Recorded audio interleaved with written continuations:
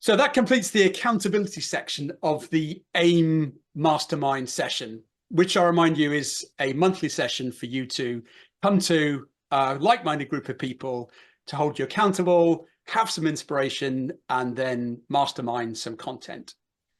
And now we're going to talk about the inspiration part, which it falls to me to try to inspire all of you. And we've got a monthly topic each month throughout the year. But as it is the beginning of the year, clearly, it's all about what are we going to do? And I know we're 3 weeks into January, but according to Forbes magazine, by now, most people, if they did set a resolution, allegedly have forgotten it. But of the people that set a resolution and then stuck to it by the end of the year, which apparently is about 9%, they are 10 times more successful than all the people that did or didn't set a resolution. Okay. Fascinating in that context, really. So today's all about what I'm calling a little bit of quantum leap, and then also bolted into that, because I have 5 mechanics of mindfulness, energy, nutrition, relationships, and sleep. Today, I'm going to talk a little bit about some of the fundamentals that I think is going to enable you to push through 2024 with a maximum amount of momentum in a way that keeps you driving the throttle hard without going into burnout. Because it's not about pushing, it's also about self-care that enables you to go fast. And the first principle, I'm going to talk about the bank account that always pays, and equally the bank account that always takes away. So this is what we have in this bank account, 86,400. That's the currency in this account. And it pays every single day, literally 86,400 new dollops of currency every single day. In the chat, does anybody have any idea what that represents in terms of the currency that we get every single day that must be used? Anybody interested? Minutes. Minutes is not as close, but I'd love to have. Wouldn't that be amazing? Of 86,400, absolutely. It's the seconds that we get every single day. 1 second past midnight tonight, tomorrow, we get 86,339 more seconds.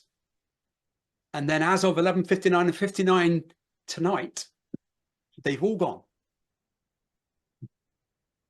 And it's really up to you as to how you employ your time to take best advantage of that. Knowing that at the other end of this, there's another bank account that only has 4,000 of these in it. And unlike the other account, this one is constantly depreciating. You never get them back again. Again, in the chat, does anybody have any thought as to what, on average, pays out 4,000 of those and we never get them back again? Well, a bit more thought on this one on the chat. We're making you think.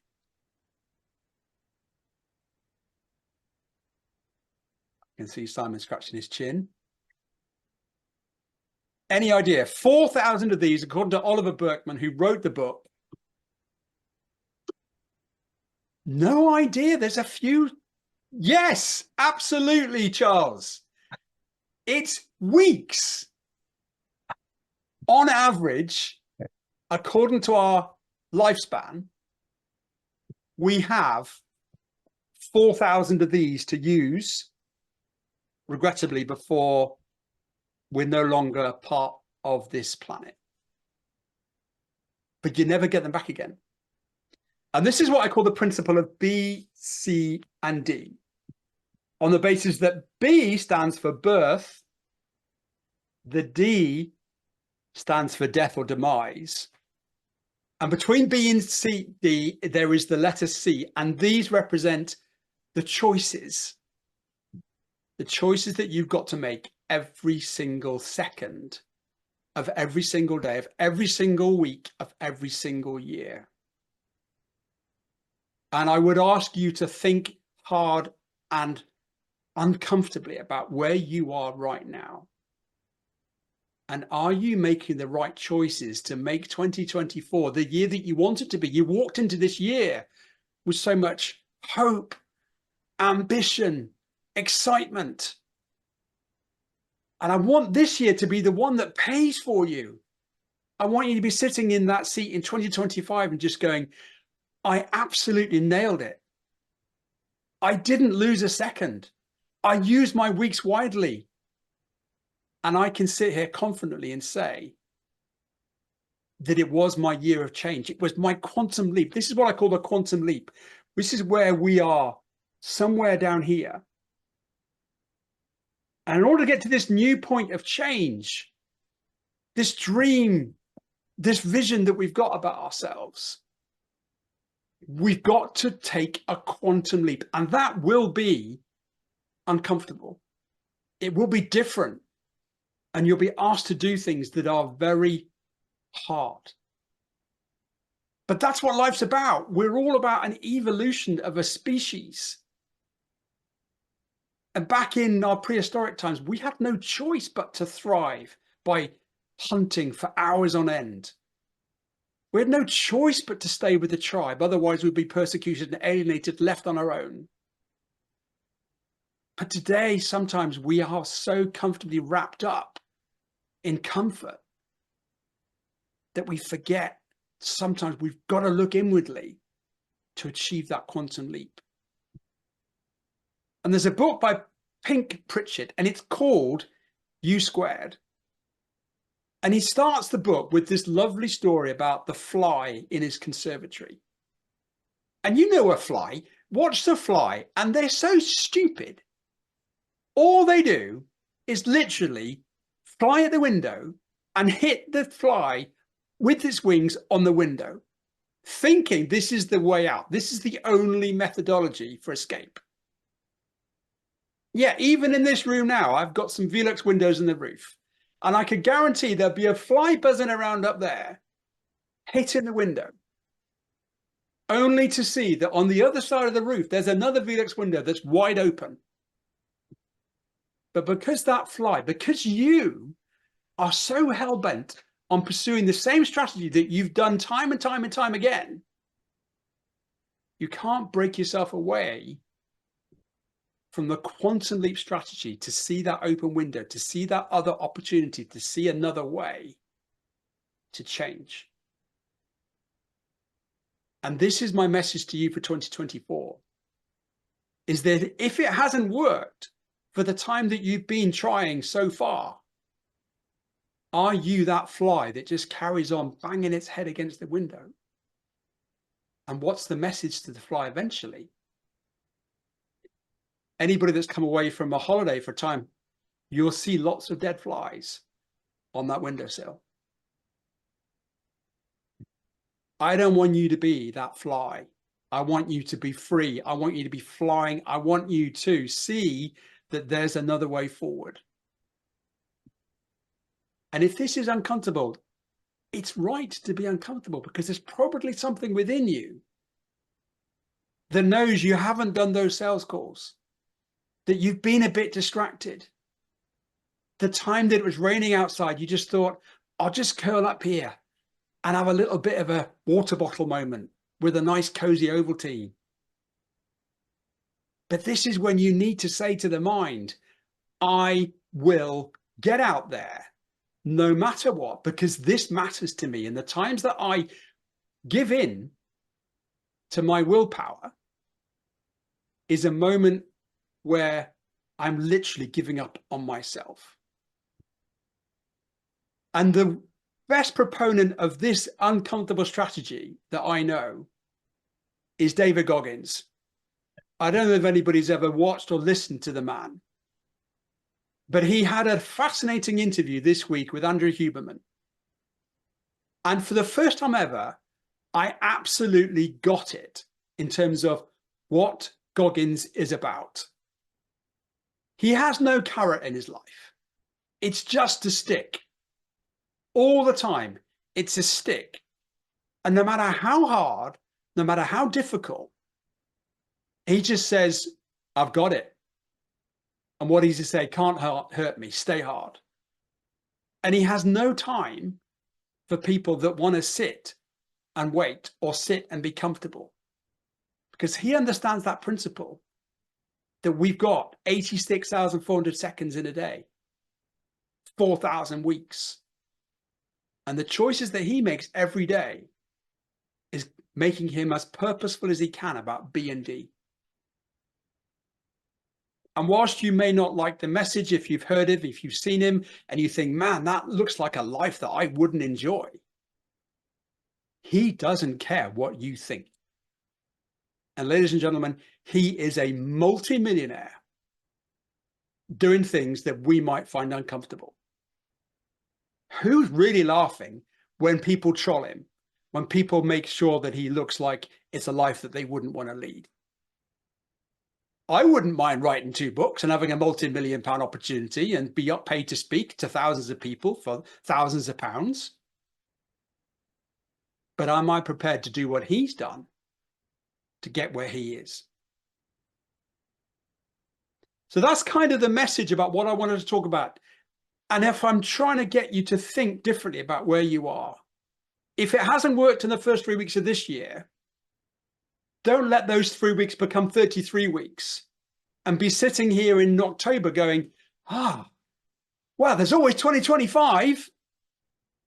Because that's another year of missed opportunity. And the people are depending on you, or you depending on yourself, to have a sense of fulfillment. Sadly, the responsibility is on you to make that quantum leap.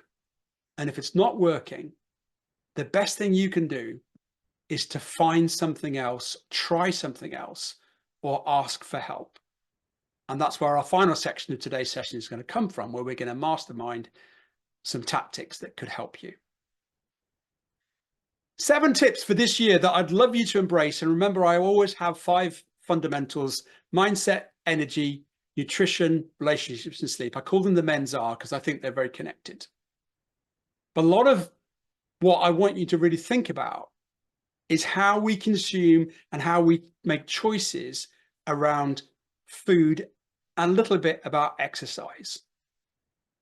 So 7 thoughts on this. First of all, this one, which is food is more than fuel. Most doctors, dietitians talk about calories in, which is needed to create energy for us to literally function. But food is so much more than that. And it's now scientifically proven that there's a direct correlation between our food and things like dementia, Alzheimer's, inflammation. It has a huge impact on your gut microbiome in terms of how that communicates. It puts you in sympathetic and parasympathetic state. And the food that you literally take a choice on every single day will impact on so much more than just your energy, just your fuel. It's not just your fuel, it's your whole ecosystem. And what you decide to put in has a direct impact on everything else. The second one is fat actually is now proven to be good for you. We went through this period in the 80s, 90s, where it was all fat is absolutely criminal. We can't have a high fat existence. Actually, your body needs fat in order for it to function and survive. But it has to have the right fats.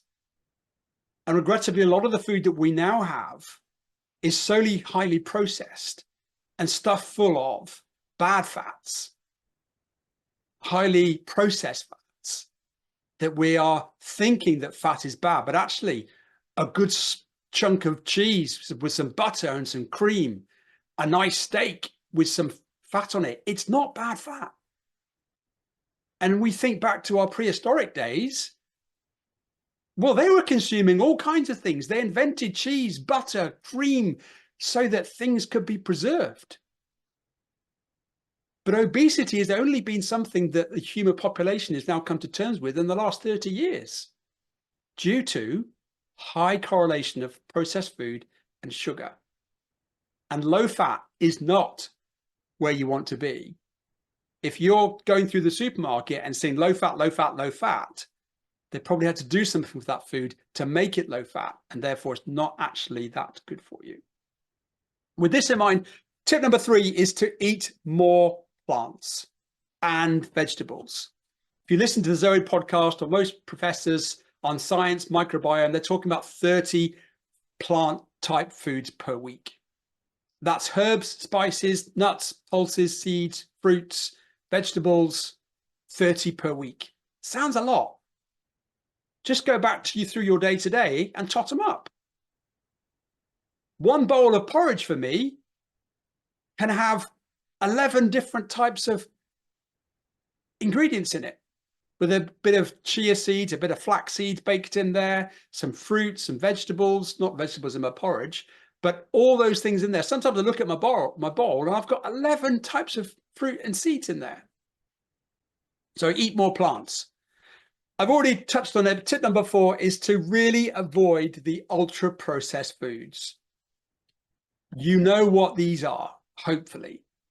It's the packet stuff. It's the stuff that's got long shelf life, and it's normally least resembling food as you know it. And something in your gut, something in your brain will enable you to look at a plate of food and go, this is not good for me.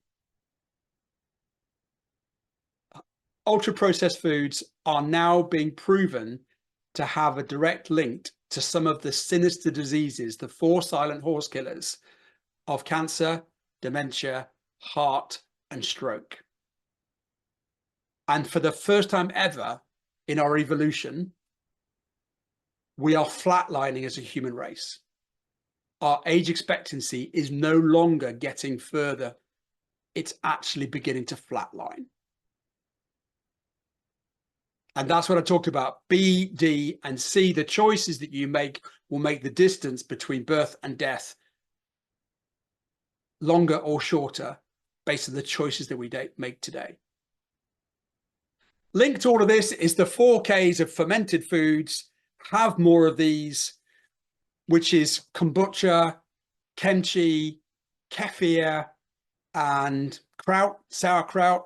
They're fantastic for feeding the gut microbiome. The gut microbiome needs lots of plants and vegetables for it to thrive, but you've also got to put the good microbes in there to create a good ecosystem. And once you've got those boys and girls down there working well in the gut, lots of good things can happen.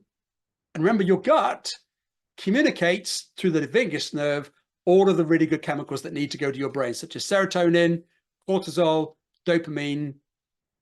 When you say, I've got a funny feeling in my gut, it actually is true. Your gut feeds a lot of the thoughts that come to your brain and then are released into the brain, but they are formed from the gut. So if you've got a bad microbiome, it's actually affecting your ability to be cognitively fantastic. And linked to that in terms of the eating, I would really urge you to look at your eating window to try to have 10 hours on and 14 hours off. And this is the principle of fasting. I'm not saying intermittent fasting for 24, 48, 72 hours, which people talk about. I'm not saying go on a juice fast. I'm just saying that there is science proven now that your gut needs to rest for 12 to 14 hours to get the full benefit of the good stuff that you've put in. And for me last year, I had a goal which was to get to less than 80 kgs in terms of weight. And I wanted to hold it there. And when I got on the scales on Boxing Day, I was still 79.8. And I started to be 80 around about August time. So I've held it for 4 months. And as of today, I'm still at about 78.7. And for me, the biggest contributor to that, from my perspective, is to really being conscious about my eating window. So tonight I'm prepared. I have my food at 6 o'clock. I'm now not going to be eating again till tomorrow, till at least past 8 o'clock. And as long as you eat the right food and it hasn't got high sugar spikes, hasn't got a high carb content, you'll find yourself not being hungry. And you've got all that time for your gut to rest, to digest everything significantly well. And then tomorrow morning, when you have your first food, think carefully about your first food. If your first food is a bowl of Kellogg's cornflakes with some oat milk, you're setting yourself up for a fail straight from the get-go. Because the sugar spike comes straight in the gut.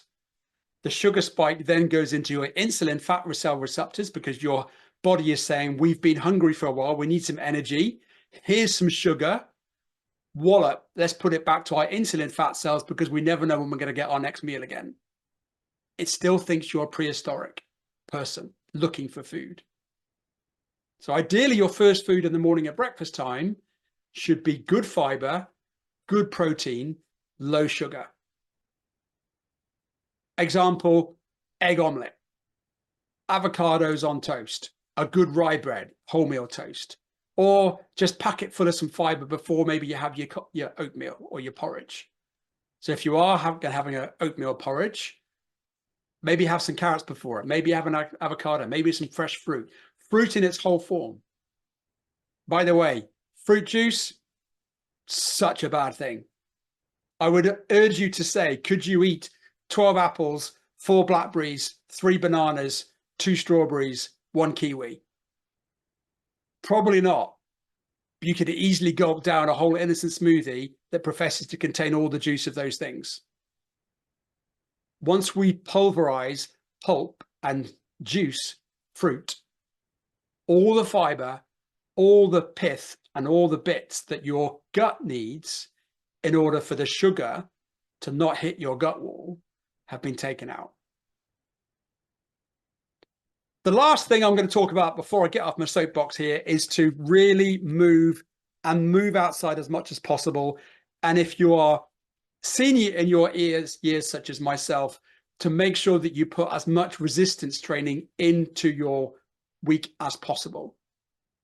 As we get older, we have muscle atrophy, which means that our muscles are less able to build and stay strong. And therefore, we have to take charge of our muscle generating system.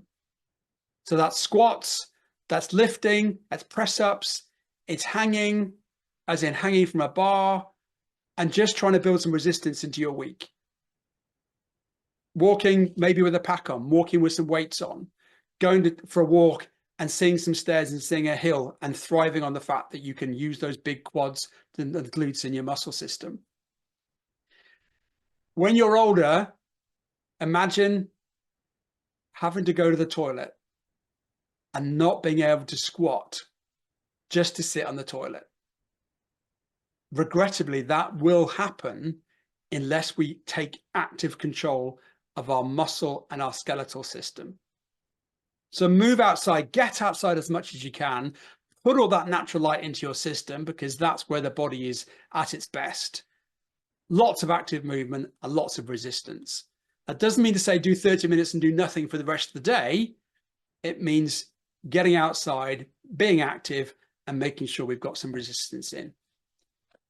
That's my little inspiration part today. I'd love you from this point just to say to yourself, lots of ideas there from Chris that I could employ.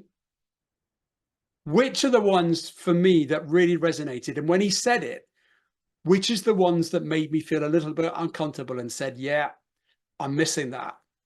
Yeah, I need to do more of that.